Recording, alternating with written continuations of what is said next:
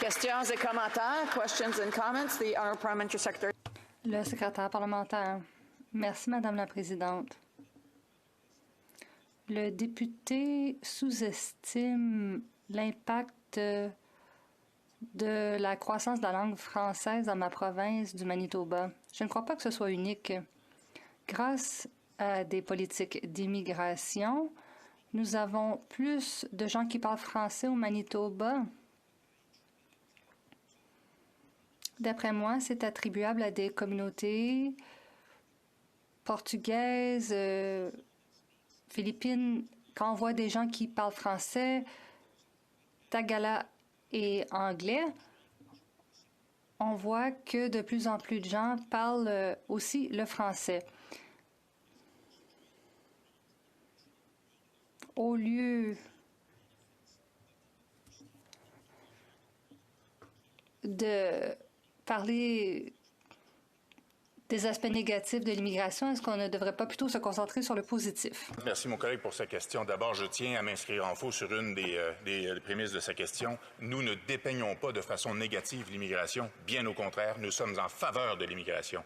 Nous sommes en faveur d'une immigration qui va faire en sorte que, justement, le français, comme il le décrit dans sa province du Manitoba, est capable de s'épanouir, est capable d'intéresser les gens. Mais au Québec, la situation est différente du reste du Canada. Parce qu'au Québec, le français, c'est la langue commune, la langue officielle du Québec. Et elle est en danger dans l'océan anglophone d'Amérique du Nord et du Canada. Alors, la réalité n'est pas la même au Québec d'accueillir des immigrants francophones. Et je trouve que c'est une excellente nouvelle que ce soit en hausse, puis que les francophones soient bien accueillis, que ce soit bien vu, que les gens s'y intéressent au Manitoba et dans les autres provinces canadiennes. La réalité est différente au Québec. On doit le protéger, le français, parce qu'il est menacé. Ce n'est pas une minorité qu'on voit s'épanouir. C'est une langue majoritaire dans un océan où il est minoritaire et une langue qui est en péril. Elle est là, la différence, Madame la Présidente. Mais nous sommes tous en faveur d'une immigration.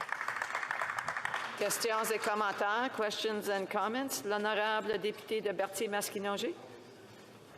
Merci beaucoup, Madame la Présidente. Je félicite mon collègue de Drummond pour son excellent discours.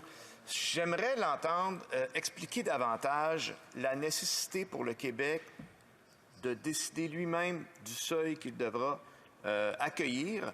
Parce que oui, nous sommes pro-immigration, oui, nous voulons recevoir les gens de l'extérieur, mais nous voulons les accueillir dignement. Nous voulons les intégrer. Nous voulons qu'ils deviennent, dès le moment où ils posent le pied sur le sol, des Québécoises et des Québécois à part entière. Et pour ce faire, Madame la Présidente, il faut les ressources. J'aimerais que mon collègue nous parle des ressources qu'on a actuellement pour accueillir ces gens-là et de la nécessité que ce soit le gouvernement qui les reçoit, qui décide de combien on va accueillir. Merci. Le député de Drummond.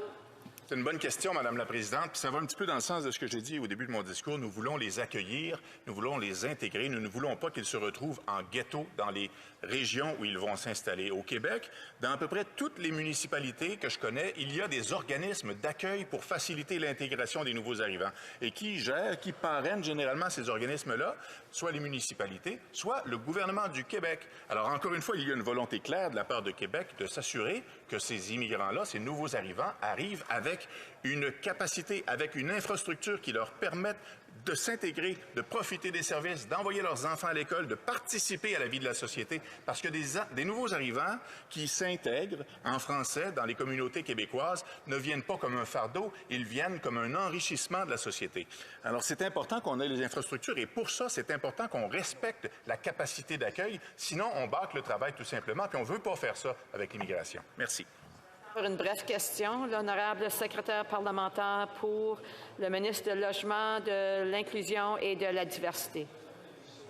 Merci, Madame la Présidente. Je remercie mon collègue de Drummond pour son discours. J'ai vu qu'il y avait plusieurs choses qui ont été abordées, mais j'aurais aimé ça l'entendre sur, bon, moi je suis l'exemple même, puis on s'en est déjà parlé, d'une immigration réussie, intégrée, pas d'accent quand que je parle français. Moi, j'aimerais l'entendre sur le fait que Québec, c'est la seule province au Canada qui a une entente avec le fédéral sur l'immigration. Ils ont toute la capacité de faire une intégration francophone.